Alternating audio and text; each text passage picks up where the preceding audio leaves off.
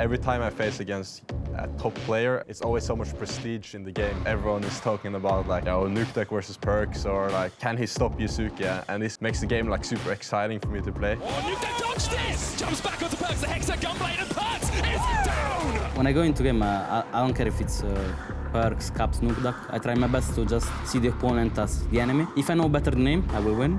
If I don't, then I will lose. Sassy here with the block. 6 Jizuke. I really like playing against Perkz. I think it always becomes a really fun matchup. There's a lot of highlights. For him, the stopwatch and the Perkz, but he has nowhere to go. Oh my goodness! Nukeduck gets nuked by Perkz! I mean, I don't think Nukeduck has ever been the best mid. Perkz is the best mid in Europe right now. I mean, he's just a beast in lane, he's like a beast in rotations, in mid-game he's a beast as well, you know. And Caps is really good mechanically, but I think his team play and his macro-wise, I think he's kind of bad. No flash available, that's the Glacial Prison, the slide into fight, not even... I have been playing against good mids for over 3 years. On LCS, I feel like I never struggled. EU mids, you have to be really good in lane. You cannot be like passive, you just get destroyed. That's a very good inference of... Wow. EU mid lanes, man. EU mids! And for the first time in history, the 4th consecutive EU LCS title, G2 Esports. Misfits, the underdogs in this game. No one expected anything, but they picked hard.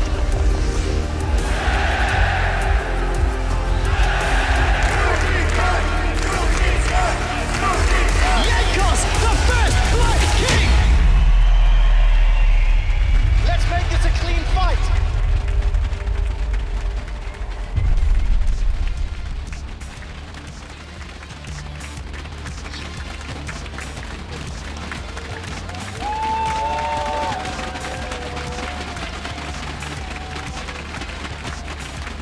Welcome to week 5 of the spring split. The teams are looking to make a statement here in tonight's matches as they close out on the first half of the split already. Hello everyone, I'm Eve Fischhoek, supporter, joined here by Martin Fischolunge and Maurice Amazing Stuckenschneider. Maurice, happy to have you again, and obviously welcome our newest addition to the broadcast team, Martin There we go, Fischolunge. joining my freelance partner next to me here. Yeah, great. And we're gonna be analyzing some games, freelance Hopefully. or not. There we go. Week 4 last week, that had a very big impact on the standings, with Vitality and the rookies gaining a 2-game lead, followed by Giants, G2 Esports, and Fnatic. And I think this is very interesting to follow up.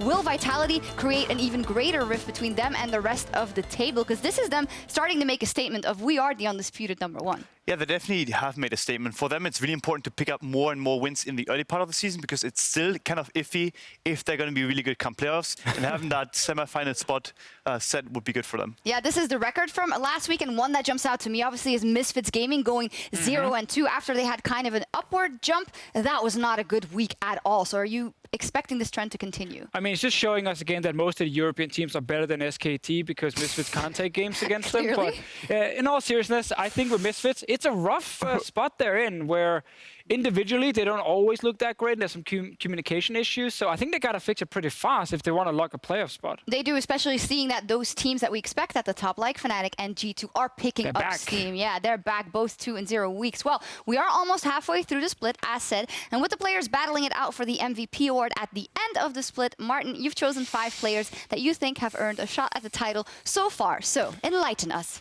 Well, the 5 players I picked, starting with number 5, was Caps, and then I went to Kobe number 4, Hans Sama number 3, Jizuke number 2, and I put Perkz number 1. And the reason I put him just above Jizuke is because he's so important for this G2 lineup. He is part of everything they're doing, early game, late game, even building the team was Perkz. And I think he's the main reason these guys are currently sitting on this winning streak. And without Perkz, this G2 lineup will fall apart. So that's why he's my number 1. He carries a lot of that lineup. We heard the intro video was about the EU mid, so I do want to know, where's Nukeduck on this list? I know you obviously talk about him often. He's had a pretty good performance. Yes, he's out here, just he couldn't fit in the screen. He gets number 6 for me. He's very, very close to making it into top 5. It was honestly impossible to kind of decide between the 6 players. I just felt like with Schalke, there are other players around him who are also playing well, so he's not I say as important for his team, even though he's the best performing one. I just think these 5 guys had to be on my list. Yeah, varied playing field there. You got AD carries, you got some mid laners, and I'd love to know if Amazing, do you agree with this list? Do you have anyone that Martin blatantly missed that you'd like to see? Yeah, he blatantly missed God Gillis X because in my head, he's the motor behind Vitality. He has been identifying the win conditions. He has had a huge impact in the early game and basically just creates plays for them to snowball upon. For example, the Ziggs game, they had no win condition unless that Ziggs gets fed. Or in the split push game with Jax, they lack win conditions unless that Jax gets ahead. So he's identifying those win conditions and he's executing perfectly. As my second guy, I do have Caps, just like Deficio, because for me, this guy has grown into a bigger role for Fnatic. He has transformed Fnatic into almost a double carry threat, where beforehand they kind of struggled to identify the win conditions if they weren't revolving around Reckless. And now Caps are actually looking to make plays, and they're actually looking to play around him. And for my third guy, because they're 7-1 team, I think Jizuke is really important, and he's my top MVP pick too, because he is a playmaker that kind of finishes what the early game already started and what Gillis basically starts for the team. And he makes the deciding plays, and whenever they need something, he's going to bring it. Well, that is your number 1 then, Jizuke. Your number 1 is Perkz, 2 mid laners that are also going up against each other in their match of the week. Jizuke in action with Vitality against Perkz and the rest of G2 Esports in our match of the week. And they are the focal point here. Obviously, there's a lot of interesting matchups in that one. And as we look at the teams, they've now both won 4 games in a row. It's the current best team versus the reigning EULCS champions. The mid laners are hyped. The junglers are possibly also very hyped. Some good banter between Gilius and Jankos. Gilius calling Jankos one of the worst junglers in EULCS at the moment. Can't really agree on that one, but I respect the banter and I want to watch them play against each other. I almost feel like, Maurice, do you think that jungle matchup might have a bigger influence than the one we're highlighting here, just because this might be quite even and the jungle might really be able to tilt things in one or the other direction? Yeah, I mean, I think if Gillis dies early, this game is really over. But yeah, no, I do think that the junglers are going to have a huge impact because both of them look to be aggressive for the teams, and I think Jungle still has to make that extra step that Gillis has already done. Well, we'll see. That is the 4th game of the day, our match of the week between Vitality and G2, and it will be followed by a clash between Schalke, Nulfia, and Fnatic. And before that, just every single team will want to get some points on the board. As said, tomorrow is the official start of the second half of the split, so we want to see Misfits pick up a win, but we also want to see UOL pick up a win. Yeah. We want to see H2K pick up a win. So New it's crunch time. jungler, It's crunch everything. time. I mean, if you're down the bottom as Unicorn, Love, and H2K, you can't afford losing more games. If you want to make playoffs, then you have to start winning right now. Have to start winning right now, and so do our first 2 teams. We've got Splyce and Giants squaring off. Splyce have been a sure playoffs team the last couple of years, and Giants haven't made it there since summer 2016. But with their solid performances and 5-3 record, they are aiming for the top. So they're up versus each other, Splyce and Giants. Analysts, tell me, how do these 2 teams like to win games? Late game for both teams. Different ways they're getting there, but it's always about getting to late game with the scaling comp. I do find it interesting, though, how Giants actually decides to play early on. Yeah, Giants is basically trying to be aggressive early on, and then they kind of like falter a bit, and then they abuse another couple of mistakes that basically lead to them winning team fights and getting the objectives that they need. And for Splyce, on the other hand, the scaling department is really important. It seems to be that they're almost waiting every time until Kobe basically feels comfortable carrying the game. So for them, it's more about a passive kind of way to approach a game, and for Giants, it's still being active on the map. Yeah, Splyce's early game is not that good. Giants' early game is pretty good, and a lot has to do in part to their jungler, Joko. I think almost all of it actually comes down to Joko in the jungle, because he is so active in the way he plays. No matter what champion he's on, he will gank 5 to 6 times early, trying to get a kill for one of his laners. And while he might not always pick up kills for his team, he's at least applying pressure, which is important for a team without strong laners, at least. Yeah, for them it's really important that Joko is staying active and is actually like forcing action on the map. It's not even about like making the play, but rather about like that his presence is being felt. And I think it really helps, like especially Steelback, who's been a kind of passive laner, and Betsy, who's now taken by his aggression. Yeah, Xerxia is of course up against him. He has worse stats, less he's active the opposite. stats. The opposite, yeah. Yeah, he's not doing a lot in the early game. The kill plus A, so kills and assist at 15 minutes, it says a lot. Xerxia is down as the second last jungler in the EULCS. Joko's number 1, because he's constantly involved with everything happening in the early game for Giants. And that is a big difference on how they want to get to late game. One man is trying to force kills, the other guy's just farming. I do have to challenge you on one thing. You said Joko has to make things happen, doesn't have the strongest laners, but Ruin is crushing it, for instance. So was maybe that's a crushing bit it. short. You He's don't gone think he's down a performing little that bit. much anymore? I just think the last few weeks he's not been dumpstering the lane 1v1, and he also needs Joker around him. All right, well, that makes sense. So we talked about this force in the early game, and for Splyce, very much where they take over in the late game through their late game team fighting. And there's one guy who is carrying a lot of the load there. If not anything, Kobbe is crushing it. This is why he's on my MVP list, Yeah. because this guy is the most important member on Splyce's side. He's one of the best late game team fighting AD carries we have in Europe. And every win so far is go late game, wait for Kobbe, as Maurice already highlighted, and then let him carry. And I think there's a big difference between him and Steelback, who can't do the same thing in the late game. Yeah, Steelback doesn't really need to carry either for his team right now, but he has definitely like taken almost a step back from his usual cleanup self, where he's going to come in late game. He has even looked weaker than usual in that department. So two teams that are pretty good in the late game, actually very good. That's where they get most of their wins. So which approach is going to net a win here? The Giants, who have to capitalize on an enemy mistake, or Splyce, who passively wait things out? I have to say, both those strategies don't seem safe to me en route to a win, but... I'm going with Splyce. I think Kobbe is a superior late game AD carry, and I don't think Giants will play a clean game where they just snowball out of control from the early game. So we'll give Kobbe some chances to win games or win fights. I hope that my prediction is also the same what I'm going to say now, but I do think that Splyce will win that too. All right, let's see what happens. And of course, both these teams are fighting to reach the spring finals in Copenhagen on the 7th and 8th of April. Tickets for this event will go live next Friday, the 23rd of February at 5 p.m. Central European Summertime. Head over to EU.LL Esports to read the announcement article. Vi ses i København. Pretty good. Well, can you repeat it correctly? Vi ses i København. Vi ses i København. Easy God. peasy, lemon squeezy. Well, for now, Giants can get a big advantage over Splyce with a win. Let's head over to our casters and kick things off. Thank you, Shox, and good evening, ladies and gentlemen. I'm Aaron Medic Chamberlain here with Andrew Vediastay, and neither of us are going to try and say anything in Danish. Not a chance. Not a chance. Let's get straight into our first matchup, Medic. Our first matchup is just moments away. Let's take a look at the lineups kicking it off on the blue side. It's Giants, and when you look at Giants, you have to think about the fact we've got a lot of space above us on the camera for a little bit. When you think about Giants, you have to look at their top lane. Ruin, consistently a strong performer for them, doing a very good job of actually helping this team out from that top lane role. Well, last week was one of his rougher weeks. He died twice, 1v1 to Soaz running the TP Ignite up in the top lane. Also, he doesn't seem to be that same carry threat that we saw from the first few weeks, and I wonder whether or not that's due to his individual style, but he's going to have perhaps an easier time going up against a struggling Odoamne up in the top lane, as Splyce will be their opposition on the other side of the Rift. Currently a 4-4 record. This Splyce lineup has yet to really find consistency. We found a lot of consistency in their playstyle, but that's not really netting them consistent wins overall. Very reliant on their AD carry to get them the wins if they do end up with that W at the end of the match. Kobbe is doing a very good job of getting these late game hyperscaling AD carries alongside Kasing, facilitating him with the Ardent Sensor meta supports. That is where you really look for Splyce to pick up their win conditions. He is a big fan of the Caitlyn. We did see Vitality come out with the unique Ziggs answer as a result.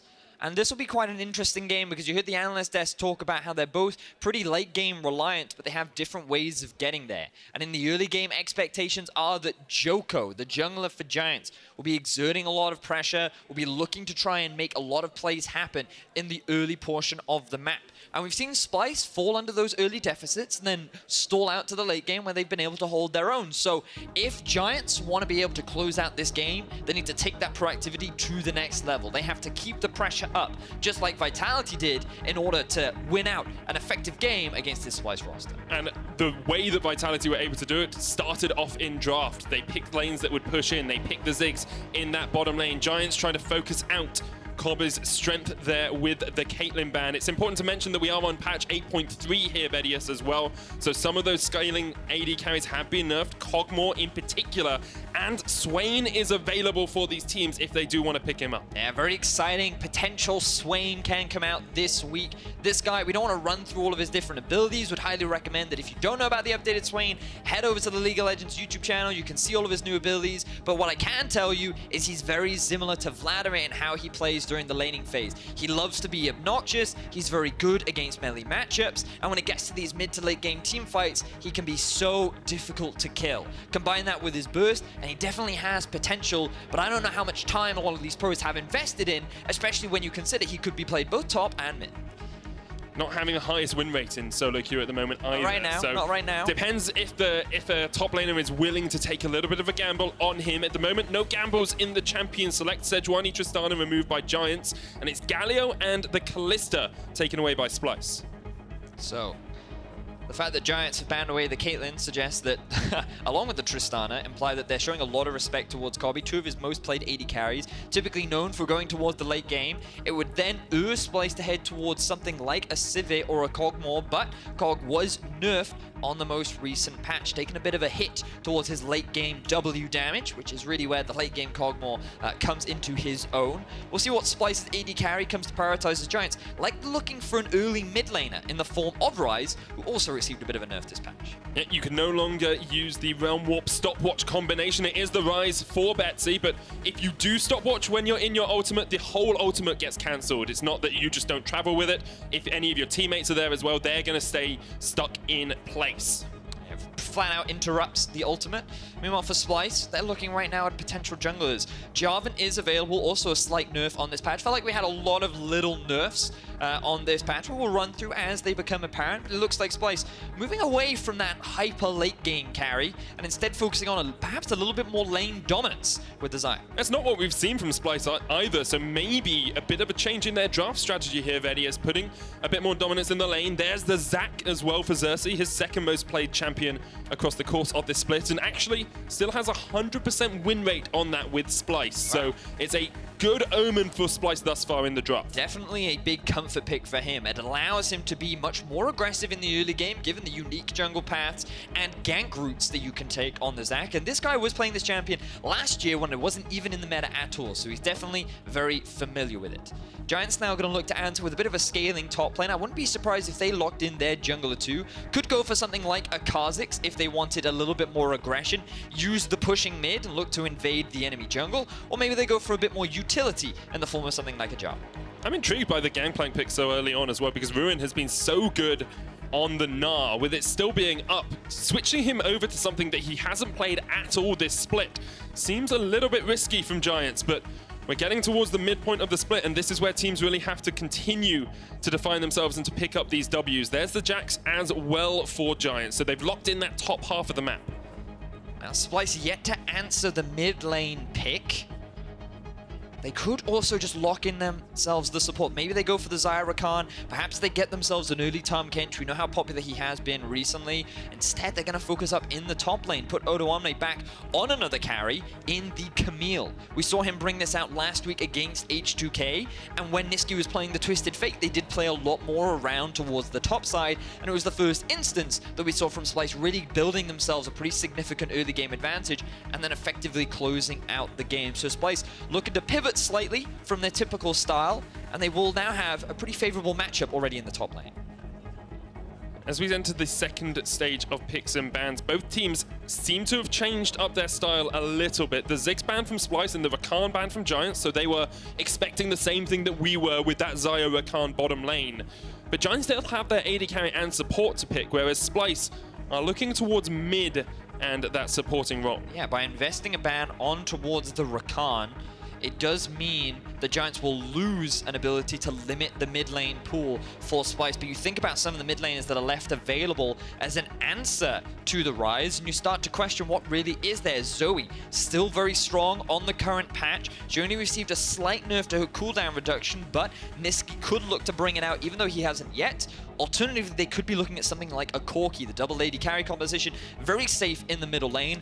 Has the ability to pose a lot of threat. I'm pretty sure Splyce is just having flashbacks to the last game they played, because they removed the Thresh and the Ziggs on that second ban phase. They're like, no, we're never dealing with that bot lane again. Doesn't matter who we're playing, Vitality Giants, every time we're going to get rid of the Thresh and Ziggs. Now Splyce are looking towards that mid lane, and Viktor was buffed on this patch. could be something Splyce decide to pick up. Right, potentially. We've heard of a varying number of builds, but that's why you can never talk about Hovers Medic, because they always get you at the last second. Orianna, we've seen a bit of it over in North America. Not really the strongest mid lane pick right now. We can go more depth into what she'll do in terms of this comp, but Splyce starting to build themselves a bit of a team fight comp.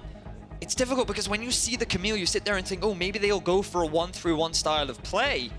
But by drafting the Orianna, you can't really send her off into a side lane. And when the enemy is drafting Twitch, it becomes much harder to play along those side lanes too, because you always run the risk of that sneaky AD carry showing up and creating a lot of chaos. So Splyce definitely edging more towards teamfight, whereas Giants are actually going more towards this 1-3-1 style with a pretty significant mid-game spike.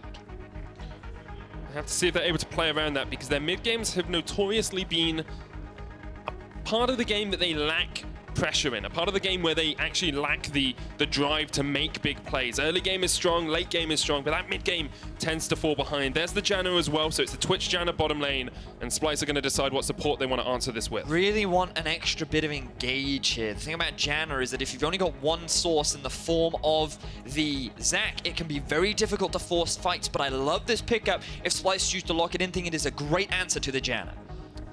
Don't talk about hovers, Vedius. You taught it to me. There's the Lulu. No engage there. It would have made so much sense. I think it would have been a great pickup. They're just going to match range supports for range supports. Bit of a rare occurrence for us, given the current meta. Melee supports seem to be all the rage, but now we are going to go for a bit more facilitation. The Camille dives in. You look at the combo paired up with the Lulu. Great follow-up from some of the engagements that Splyce have drafted for themselves, whereas Giants, they have a lot more disengage. They do have good scaling with the Gangplank, the Jax, and the Twitch, and they can make a lot of plays happen in the mid-game too, with the Ryze, the Gangplank Trinity Force, and with the Jax Trinity Force as well. You facilitate that with the Janna and the ability to just disengage any fights that Splyce try to force.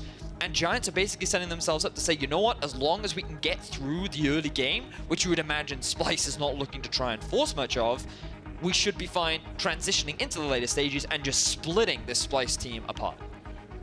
So then Splyce are looking to try and team fight on the other side of things. As much as possible. As much as possible, but it's going to be very hard for them to find the engages. We need to keep track of if Splyce are able to play around vision or maybe get those flanks off. I mean, the big thing for Splyce is utilizing the Baron to draw the enemy in and force fights. Getting early leads in this game is actually going to be pretty important for Splyce, because if you can get Camille having side lane pressure very early on, it becomes a lot easier for you to create windows where you can set up for the Baron, set up for the Dragon, force Giants into these fights that maybe they're not ready to take in the 5 versus 5 situation. Eyes are going to be on Xerxes to see if he can match the typical early pressure that we do see from Djoko. That's the comparison we really need to look at, because Djoko is so good at putting that early pressure down, getting his mid laner kills.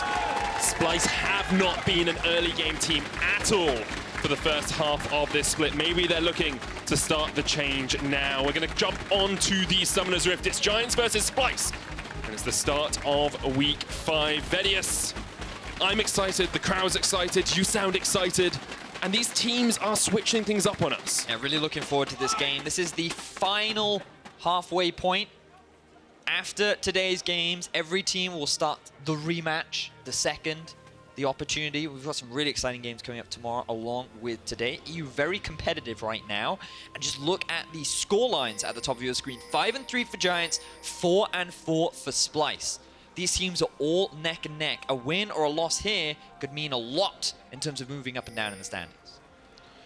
It could. And it's so important to continue to pick up wins, because losing every now and again near the start of the split, we saw, you know, Splyce didn't have the best of starts, Giants had a very good start, and that impacts, it's a snowball effect as you get towards these later weeks, especially if you're aiming for those top 6 spots. You really want to be able to get those wins on the board against teams that are close to you. It's very true, and the way in which Giants will secure themselves that win is through their jungler. We've talked a lot about Djoko. We've talked a lot about how he loves to be aggressive in the early game. He's an individual that's very active, tries to make plays, and you can see that just from some of his statistics. Extremely high jungle proximity. This is the amount of time that he's spending around his laners. His kills plus assists at 15 is first in the league. This is not typically what you would expect from Djoko, considering his performance last year on Vitality. He made that one gank and then he never showed up again. He's being consistent in his early pressure, and it is allowing Giants to get early leads. And someone that's actually benefiting a lot from this pressure from Joko is Betsy in that mid lane. A lot of the time when Joko goes aggressive, it's Betsy who follows up, who gets a kill off it. And you can see early on in the game, Betsy has some very good numbers. His kills and assists at 15-minute mark is the 3rd highest in the league. And you can see just with the extra pressure that he's getting from his jungler, it's allowing him to be pretty lane dominant as well. You look at these two individuals, and many thought coming into the split that these two players were kind of washed up. They were just the leftovers that the Giants grabbed because there was no one really else to grab. But in a new environment, with new players, with a couple of rookies by their side, these two have really been able to step up on this roster and have really caught the attention of many other European players. Because we're on 8.3, there have been a couple of changes to the UI on Spectator Ready, so I just want to bring one of them to the attention of everyone. If you look at the trinkets, it shows the vision score. So the big number in the middle is the vision score for the player, not how many trinkets they have left available. So if you look at Joko, for example, right now, and you think, how has he got 3 warding totems available? He hasn't. He's got a vision score of 3, which is the highest in the game. So well done, Joko. Great vision control from the Giants jungler. Already investing in early vision. That's what you want from your junglers. And as we talked about Joko, not wanting to Joko around, looking to try and invest a bit. You hated that pun. I know, but I had to take it, didn't I? Now he's looking for an early gank up in the top lane, but he recognizes Ruin. Force underneath this tower, can't really follow up on any kind of early plays. You can see Odoamne's trying to do exactly that. Joko will just a leap across into the bush and should be able to get away because Xerxes is on the other side of the map. We said that Joko wants to put this early pressure on. Looks like he's looking towards the top lane, trying to help Ruin in a pretty difficult matchup, looking towards the mid as well to get Betsy ahead. And speaking of that mid lane matchup, Orianna versus Ryze. No, guys, this is not Power of Evil. He is, in fact, over in North America. But he is an individual that still plays the champion in the current meta. And the thing about Ori is she's been known for a long time to be pretty obnoxious during the laning phase. Because of the range that she has on her QW combo, it can be quite difficult, especially for mid-range mages like Ryze, to trade back against her, especially when they're so skill shot based. So what you can do on an Ori is actually gain a lot of lane power, and put a lot of pressure down onto the Ryze, making it difficult for him to roam around the map.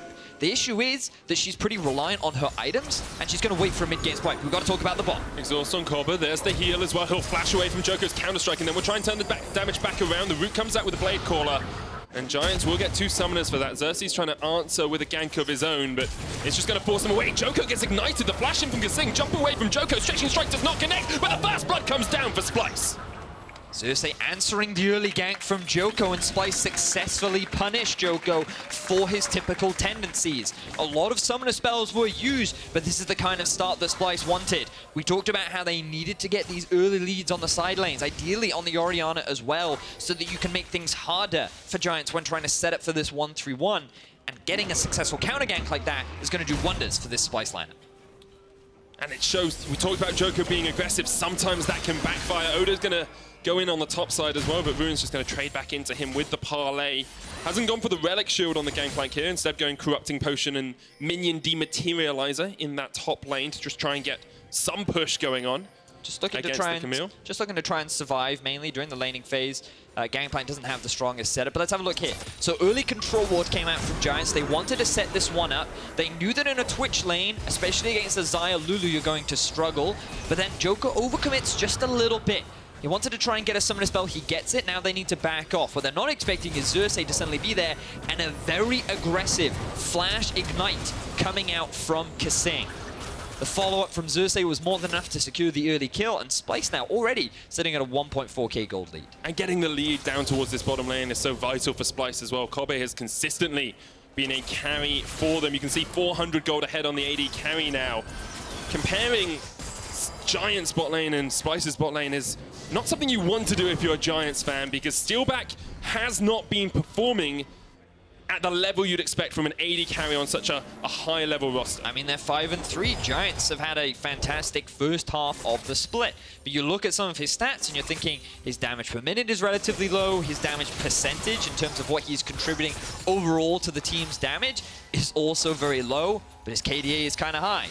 You can make some assumptions and implications about those kind of statistics, which we're not going to make right now. But what we can say is that given the success of the team, you look at this individual and you see that he's not contributing or not stepping up as much as players like Betsy and Joko have in terms of these team fights. Whereas you look across the board, Kobbe's the exact opposite. He's really the big carry for this Splyce lineup.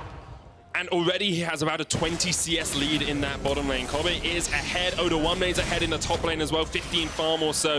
And 1,000 gold lead for Splyce 7 minutes in. We've criticized their early game in the past. This is looking a lot stronger from Splyce. But remember what we said, Splyce, they drafted themselves a lot of winning lanes. Xayah, Lulu, very potent in the 2 versus 2, especially against the Twitch. Orianna typically does well into many mid lane matchups and is already starting to put a lot of pressure down onto Betsy. Combine that with the fact that Gangplank traditionally always has a weak laning phase, and Odo playing the Camille. Now we see another gank in mid. Shockwave in mid. Betsy will be able to get away from the Glitter Lance. Doesn't quite fall. Has used the flash. And doesn't have a teleport to get back into the lane. Kasing now roaming on this Lulu, putting a lot of pressure down across the map. Love these kind of plays from Kasing. In the past, he was known for playing a lot of playmakers like Thresh that really set his team up for success. And we haven't really seen that. He's invested a lot of time down towards the bot side. And speaking of bot, Steelback already making his way up top. Very early swap around. You talked about the roam potential of Twitch. You can just ambush into lanes like this. Going to force Odo1me away. Didn't have the level 6, so no spray and pray available for him. But Giants realize they're losing that bottom lane and immediately say, we need to trade out of this. We need to get an advantage on the other side of the map. Now, this was something that Giants did a lot of in the early weeks of the regular season, where they would send Steelback and Targaments up towards Ruin's lane, where he's already gotten himself a pretty significant lead. He has a lot of pushing power, and then the bot lane would just quickly come up, get themselves out of a bit of a rough laning phase and secure themselves a very early tower. They've now decided to mimic that, given how the early laning phase was going, and I think this was a smart answer from the side of Giants. Try and change things up considering how much you are struggling in the current 1v1s and 2v2s. It's the argument when if you're losing a lane, sometimes there's no point staying and continuing to lose the lane. You get away, you get yourself something, they get first tower blood before Splyce are able to answer. It does give them a bit of an advantage. Even looking for the second tower here, but Joker's got a little bit deep onto Odo1me. We'll force him away for the time being. But might be a re-engage. The thing is here that Joko overcommits, takes way too much damage, and now they can't actually zone Odo from the tower, allowing Splyce to take away this Infernal Drake.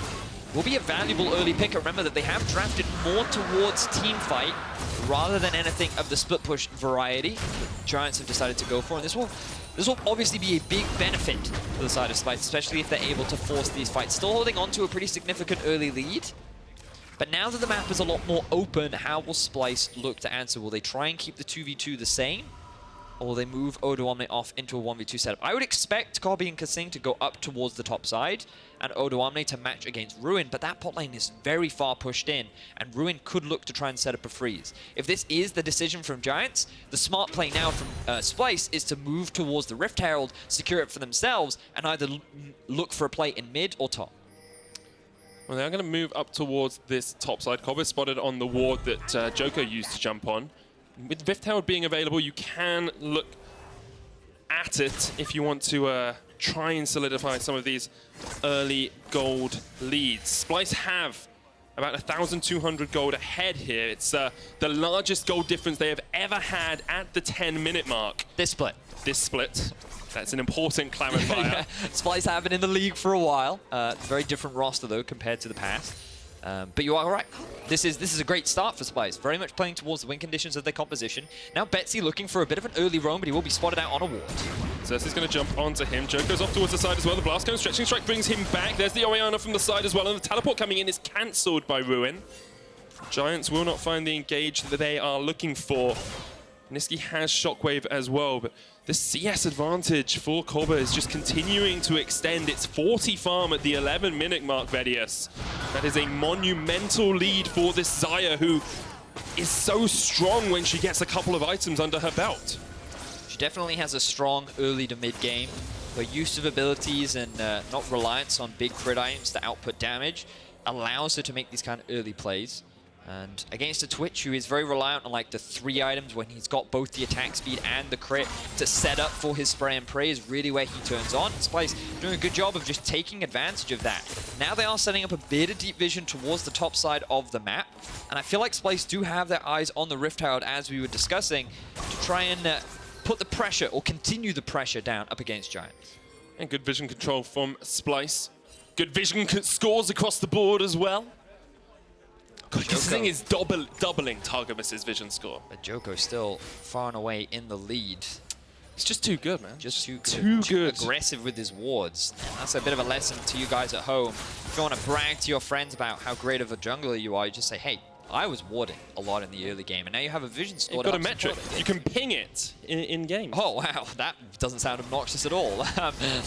So Splyce looking to take an early tower up in the top side. This will be their second of the game. And they don't even need the Rift Tower for it, but it looks like they're going to get it as an extra bonus anyway. Yeah, and getting the tower actually opens up a little bit more deep vision if they want to put it down, so it makes securing the Rift Herald a slight bit easier for them. You can see, although Splyce's early games up till now haven't been good, they know how to do an early game by the numbers, which is exactly what this is. Get bot tower, go top, get top tower, get Rift Herald, look for the mid tower. Step by step, they're continuing to extend their gold lead and extend the advantages on a strong mid-game composition. Yeah, the thing about Splyce is they've just never been reliant on early game leads. They've always gone towards the late game, like 40 minutes plus is typically what you'd expect from a Splyce game. And even though we've seen them in the past make plays in the early game, and we've seen them try and force a couple things here and there, we never see them snowball early game leads and use that to win games. It always devolves into late game team fights. But with the early game lead that they've built up, I want to see them start being a lot more proactive. At this point in the game, given the item spikes that they're hitting, they could feel pretty confident to try and force a couple of 5v5 fights. They do have to be careful of things like the Jax Trinity Force and the Gangplank Trinity Force, but you compare that to the other side of Splyce. Camille with a Trinity, Orianna already completed the Morellonomicon versus only a tier and a more defensive itemization on the side of Betsy. And also Essence Reaver already finished for that of Kobe. And you've got a lot of damage already available on Splyce. So let's see if they can force a couple of fights right now, and typically outside of what they're used to doing. But before the 20-minute mark, it's difficult to force these fights. We said Splyce would want to fight around the Baron. Now, Giants can open up the map. They can hold lanes near their second-tier towers. Splyce might actually struggle to actually force the 5v5. That is true. So what you typically do is you then start to push your vision line up. The big objective right now is to get mid lane tower and securing the next Drake if you're Splyce. It is spawning in about a minute's time. Giants have already set up a lot of vision around the area because they know it's something that Splyce are going to want to do. So what you're going to see from Splyce is to push out all of their lanes and then reclaim a lot of their vision, because once the lanes are pushed, Giants are forced to catch, and it effectively becomes your turn to set up around that objective. So Splyce, that will be the next game plan, and their dream scenario is Giants come to fight them. Rather than just giving it away for free, they want to secure that objective along with the mid lane tower, and then once they have more control of the map, then you look to push in that deep vision, and that's how you use early leads, rather than just allowing the opposition to just freely farm in their lane. Splyce are going to push for this mid lane tower. Xerxes winding up the slingshot, but shouldn't need to use it as the tower is going to go down. Splyce 3 towers to 1 up, a 4,000 gold lead, or 3.5, and an Infernal Drake now available for them. And given that Steelback has been spotted in the top lane, that makes it very easy for Splyce to freely take vision around the Dragon area. Should be an easy pickup for them. Joker might get caught. He's going to leap away. He'll be fine for the time being. But because Steelback's so far behind, they need to put him in a side lane. They need to get experience and CS onto him. And it allows Splyce to do things like this. This is such a strong Splyce. This is a Splyce that a lot of people expected to see from the start of the split. Experienced heads, playing strong early games, hitting the ground running. And it's only taken them 5 weeks to get there, Vedius. But this is a great example of how you just use strong laners to build yourselves early leads. Yes, the gank from Xerxes, or the counter gank rather, did help them a lot, and was a big reason as to why the bottom lane of Splyce was able to put down that much pressure and force the swap out. But you don't necessarily need kills. You don't need a jungler ganking all the time in order to build early leads. Just playing towards your strong lanes, using wave manipulation and just pressure to secure early towers is a great way to build up an advantage that Splyce are doing so very cleanly right now. And it's very nice to see. It's just very low action, which obviously a lot of people always want. So maybe Steelback can change that. Stealthing up, looking for a side lane, something that Splyce have to make sure they respect. It's on the ambush, but he was hiding. He's now trying to hide in a bush as well. Odo being very safe here. He has had some struggles this split thus far, but is looking a lot better in this game, a lot more He's got a willing to carry, step that's back. why. He's much happier. He's like, I'm not on a tank now. I actually get to dash and move and have fun. It's only his second Camille game. But it's his, 100% so win-loss. well, you're telling me it's his second funnest game. Of It's his second funnest game. If funnest was a word, that is what I would be saying, Vedios. So Odo Omne right now doing very well in the laning phase. His Trinity Force will be a little bit delayed because he went for an early Tiamat for a bit of extra wave clear. But now, look at all the deep vision coming out from Splyce. This is what we talked about. Giants, they're just trying to stall. They're mitigating their losses right now. When you have losing lanes, what you typically want to do is lose gracefully. Yep. You accept the fact that, you know what, we can't fight you, we can't go for towers, we can't look to contest, so I'm just going to pick up as much farm as I can. I want to make sure that I'm still even on experience and gold. And I just want to make sure that for the most part, the gold gap doesn't snowball out of control. The issue for Giants right now is that Splyce are actually being very proactive. They're being pretty aggressive, so that gold gap just keeps getting bigger and bigger and bigger. So Giants, their best case scenario right now is to either find a pick or hope that Splyce make an overextension that they can then look to punish with things like the Twitch ambush or perhaps the Rise ulti. Kasing does have the tools to save someone who gets caught out, though. Whimsy always there, Wild Growth, Redemption now as well, the shield from Help Hicks. There's a lot of opportunities for a Splyce member to get healed. You've even got the shield from Niski as well, and Cell Division if it's Xerxes who's getting caught out. So, although there are opportunities for Giants, they are perhaps few and far between, but Giants have been good at keeping up this warding line, keeping vision in the river, trying to spot out any invades coming out from Splyce. You can see that they know Splyce will want to play around this side of the map because Baron is up in a minute and a half's time. Look at that Joko vision score, juicy. Love that stat, great point out there from Medic. It just allows us to see how much investment the Joko is putting in to make sure that they have some control over their half of the map. You never say that about my vision score. I just want to say, like, I get 100 in all of our games, just because I go 0-5 in lane. As a support main, that's really not the best. We can keep track of the supports this game and see what a typical pro player aims to get in an average game time, and then we can compare to see how well you compare. But if mine's better than theirs, you still won't say that I'm better than a pro player. That's very true. That is definitely not what I get nothing out of this. That's very true. But we all, as the viewers, get to have fun in mocking Medic. And that's always a fun experience. Now Splyce grouping up as a 4-man unit to try and siege onto this mid lane tower. Giants are trying to react with 5 men of their own because that wave is pushed away from the tower in the bottom lane, which allowed Ruin a bit of time to come up and help out his team. Does have the cannon barrage if they need to clear out waves as well. Interestingly, Targamas is still only level 8, so doesn't have the second oracles for his team, doesn't have that sweeper. Can only sweep one spot at a time. Here comes Steelback. This is the risk of the 1-3-1 that we talked about. Odo's going to get opened up on this. The spray and pray, but Odo's going to try and turn it back around. Hexing Ultimatum comes down, and Steelback's down! Odo looking for the 2v1 outplay. Can he jump onto Ruin as well? The cannon barrage, the jump, the Odo get dunked! That was a fantastic outplay from Odo, going back to his roots, making a statement. Odo Omne's here, and he's ready to play. 2v1, gets the outplay. Splyce are going to secure a tower in the top lane. Everything falls apart for Giants. And Splyce with such a strong early game, playing to their win conditions, the highest gold lead they have had at the 20-minute mark this split. Now looking for another engage in the mid lane. He's going to bring Targamas back. There's the redemption, the shockwave. Janna is down, and Splyce are just opening it up in all 3 lanes. They take all of the towers in a matter of seconds. This is the Splyce we wanted to see. Giants are being dismantled right now, and it all comes off the back of that man in the top lane.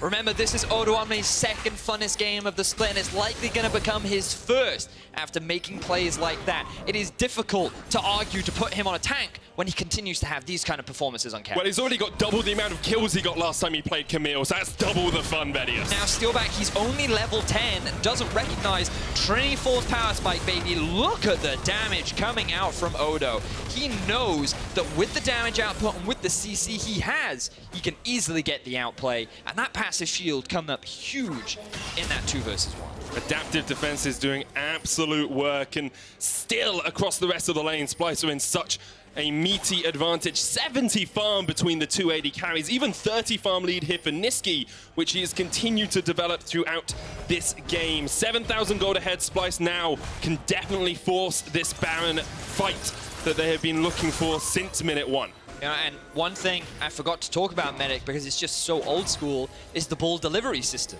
The fact that Zach can jump in, bring a target back, you put the ball on top of said targets, instantly into the Shockwave.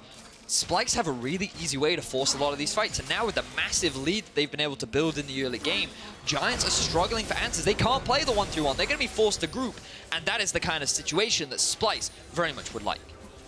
Setting up that deep vision as they push in the lanes. They'll now go back towards the Baron. Giants always struggle when it comes to Barons later on, and Splice are just trying to make sure that there is no 50-50 here. They want 100% secure on this Baron. Now both the bottom lane and Xerxes should be in the fog of war, and Giants will not be able to see this Baron going down. Xerxes using the range of his slingshot to take a creative path and not get spotted out. Giants will now know, but they're not in a position to contest. Splice take a very clean objective. Splice's 10th Baron of the split, Vedius. One more than Giants have taken. So Splice definitely going to win. That's how it works, right? More Barons, more wins. Do you want to cast a curse? Is that normally how... I just want this game to go on for as long as possible. I mean, I've just been very impressed with how cleanly Splice have been utilizing their early lead. Giants have been known to be very proactive in the early game off the back of Joko, but they drafted towards losing lanes. They picked themselves the Twitch, knowing that the Xayah was on the opposite side. You said how it was odd for Ruin to be playing a Gangplank. Typically, he's known for being a lot more lane dominant on things like the Gnar, and instead, he decides to put himself in another losing matchup, and we saw it during the early laning phase. They expected Splice to not punish. They expected the Splice from last week where Vitality could just gain control over all across the board and just dismantle Splice. But that was not the Splice that showed up this week. These guys are aggressive, they're looking for a win. And I feel like this is a much more confident Splice than what we've seen before. It's a great adaptation as well from them, because before they have played to their win conditions, they played to the late game, and that's worked out for them. But here, they've said we're going to try a different style and we're going to use it to take down Giants, whose mid-game has not been as strong. They're going to get an inhibitor tower down at 24-minute mark. Odo's getting opened up on down here in the bottom lane. He's going to fall, but the inhib will go down for Splice, and they should be able to retreat back from this one. Joker's on the chase, Betsy there as well, but 4 members of Splice will be able to back away. Now Odo recognizes, okay, maybe 3 is my limit. I can win the 1 versus 2, but definitely can't afford to push it. It will result in his team securing an objective elsewhere though, so definitely good guy Odo helping out his team.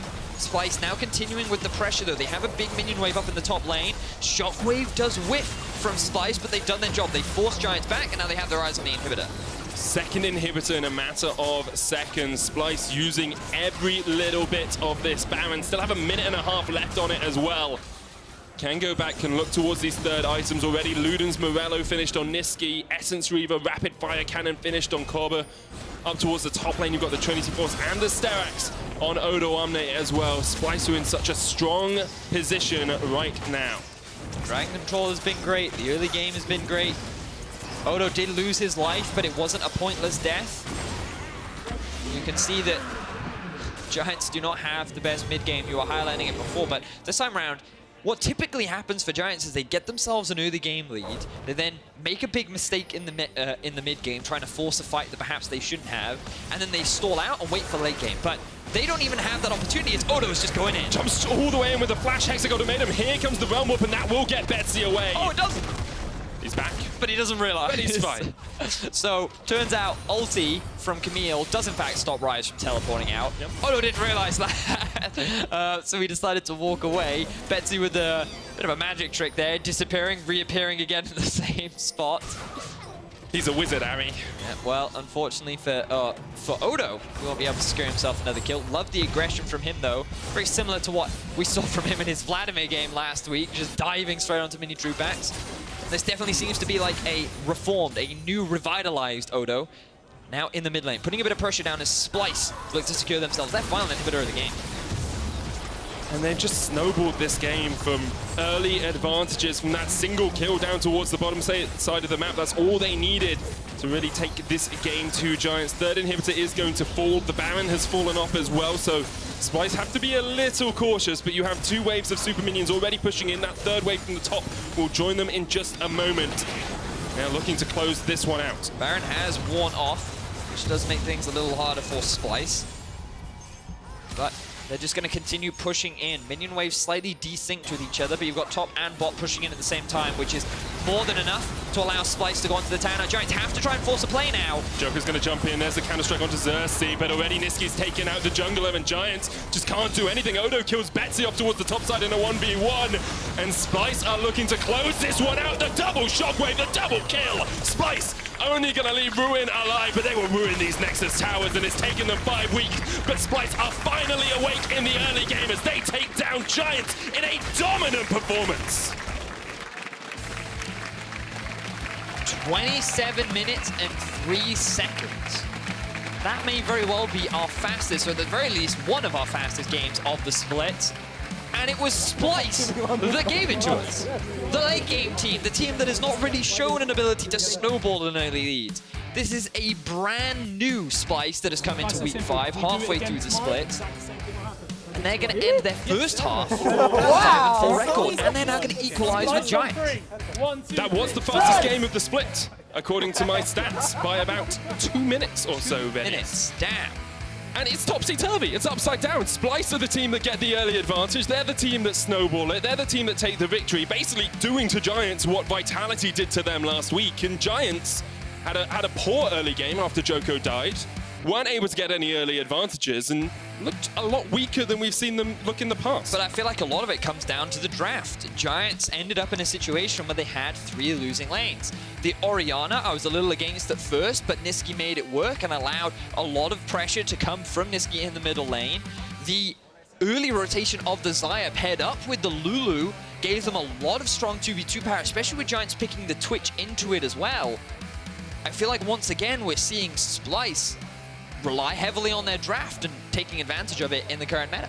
For our first matchup, our analysts have selected Odoamne, Nisqy, and Clobber as your options for player of the game. Now, I know which one of those had the most fun game, but which one of them played the best, you guys can decide at LOL Esports on Twitter. Make sure you vote in the poll and check with us after the break to find out your winner. I feel like I have a strong inclination as to where the fans may go. Is it about fun? Is it about style? Is it about 2v1 outplay, maybe? The 2v1 outplay was pretty good. We'll give that. When we come back, Dracos checks in with Odoamne for some thoughts on that win. And H2K have brought in yet another new player for their game against Roccat. More on that when we come back.